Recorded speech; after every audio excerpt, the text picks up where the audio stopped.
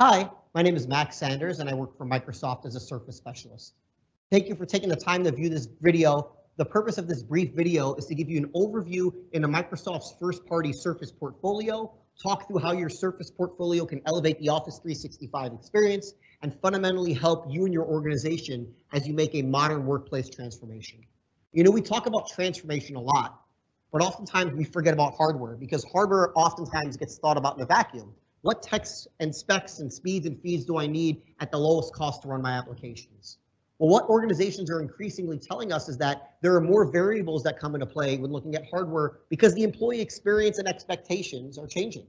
Employees increasingly want to work not strictly from an office. They're working more hours than ever. They're working from coffee shops, from their house, but they want the same, if not more productive experience, no matter where they are, anywhere globally. And so when we think about Microsoft's hardware, it's built from the ground up with the Office and Windows 10 teams to really deliver what we feel like is an unparalleled experience. Well, let's start by talking about Office 365. You know, there was a Forrester study recently done, and it looked at the amount of time saved on Office 365 applications using Surface devices, and it was over 9 hours per week per employee. And so if we think about that, there are significant cost savings attached to using a device that's built to allow your employees to be more productive. And so when I talk about this with customers, I'm always asked, what led to that 9 hour per week time savings? Let's go ahead and take a look. So if I look at my Surface device, the first thing that we wanted to do is make it easy for your employees to log in. All of our Surface devices have Windows Hello built in, so I can log up to my device, log in by looking at it. I'm instantly into my device. No more worrying about passwords. I'm instantly into that desktop. A key part of the Surface experience is the Surface Pen.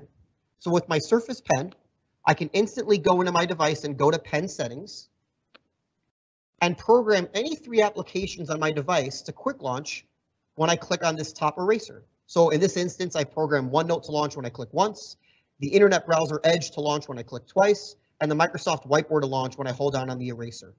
If I scroll back to the top, I can also choose to write with my left hand if I'm a lefty.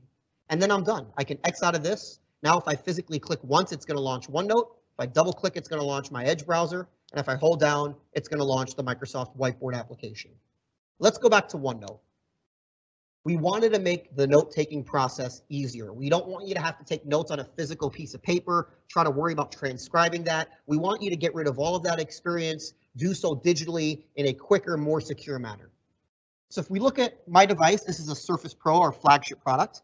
If I want to take notes, I can simply take my keyboard off, place it on my desk, and if I rotate my screen, it has an accelerometer, so it's going to move with me.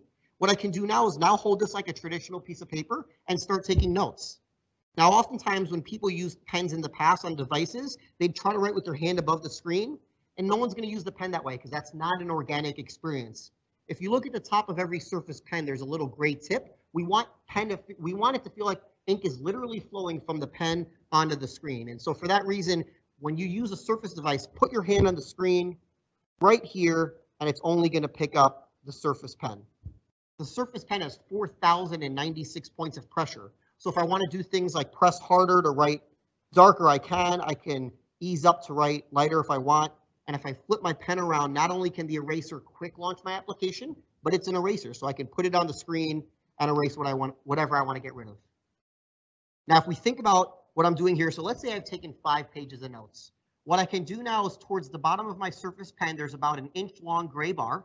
I can hold that bar and highlight whatever I want to convert. And then at the top of my toolbar, I can see to the right of shapes, there's a down arrow. If I click on that, I get 4 more options, and I'm going to click on ink to text.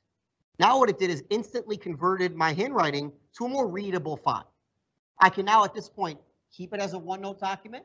I can export it out as a Word or PDF as well. Now, if we think about OneNote, that's really for my personal notebook purposes. If we think about collaborating using those same features, that's really where the Microsoft Whiteboard came into play. So when we think about the Microsoft Whiteboard, what we want to do is create that same intuitive experience of OneNote, but allow you to do so in a more group-oriented environment. The example I'd like to cite is, let's say I'm working on a project with Emily and Steve. We want to add sticky notes or a bar chart and talk through some project deadlines. Here's how easy that is to do. So I can write my name down, I can write Emily's name down, and I can write Steve's name down. Again, my hand's on the screen, it's only picking up the pen. Again, I want to convert my handwriting. I'm going to hold down on that right click on my Surface Pen. I'm going to highlight our names. I'm going to hit this magic wand that comes up. What it's going to do now is it's going to convert it to a more legible font. So now what I want to do is I want to add sticky notes. At the bottom of the whiteboard is this toolbar with a bunch of different options. I can change the color of my pen. I can also change the thickness of my pen if I want to. I can also add sticky notes. Now on my Surface device, I can do a couple of things. I can write on my sticky note. And if I move my sticky note, the font's going to come with me. I can change the color of my sticky note. I can like it so they know that I've worked on it. But let's say I want to add in a chart instead. So to the right of my name is going to be this hamburger menu. If I click on that, I'm going to turn on ink to table, which by default will turn on ink to shape. And I can draw a table here. It's going to automatically format it. It's going to add in columns and rows. And if you'll notice, as I write, the box gets bigger. The whiteboard is one of the only applications on the market that doesn't have a predefined page limit. I can keep scrolling down and I can keep writing and it's going to come with me. But if you've noticed, it's just me using this whiteboard. How do I invite other people to this? Well, it's as easy as to the left of my name, clicking this people icon. Now, what it's going to do is it's going to give me my suggested contacts that I work with most frequently. If there's somebody else that I want to invite on my that's federated within my environment, I can type in their name. I'm going to see Emily here, and I'm going to send her an invitation. I can also choose my permissions. If I only want her to read it, I can change that, or I can give her editing permissions. And these are persistent whiteboards. So this is not just for an hour or 2 hours. These whiteboards last as long as I want to. If I click on this back arrow, I can access all of my prior whiteboards. So the next thing I want to show you in terms of the Office experience is Microsoft Word. So let's say I have a Word document pulled up. Well, all of our devices are touchscreen, so I can pinch in with my fingers and zoom. But let's say in this first line here, I want to change this help you prove your point. Well, the way I'm going to do that now is I'm going to go to Draw, and I'm going to turn on Ink Editor. I'm going to enable it. Once I do that, I can, again, put my hand on the screen, and I can squiggle out whatever I want to get rid of, and it's going to delete it. If I want to add a new word or phrase in anywhere I want, I can simply just draw an up arrow. I can write here, and then it's going to convert that handwriting back into text and throw it back into my document. Now, the cool thing is you don't have to memorize all of this. Ink Gesture Help right below it is going to give you all the different shortcuts you can do. Pull this up for about a week, and then you'll have all of this memorized. You can easily annotate a Word document. The other neat thing is if we turn Ink Editor off, let's say I'm just reviewing this document and I'm just making mock-ups. I can circle this, underline that, put a square here, arrow to the square, and it's a week later, and I want to know what order I did these edits. All the way to the right is Ink Replay. If I press on that, it's going to play the edits I made in the order I made it. I can pause it, rewind it, see where it is. And again, because I'm using Office 365, it's saving version histories. I can use whatever version I want. The final Office feature I'll show you is PowerPoint. We all give PowerPoint presentations, and I've yet to meet a person that likes being tethered to their device to advance slides.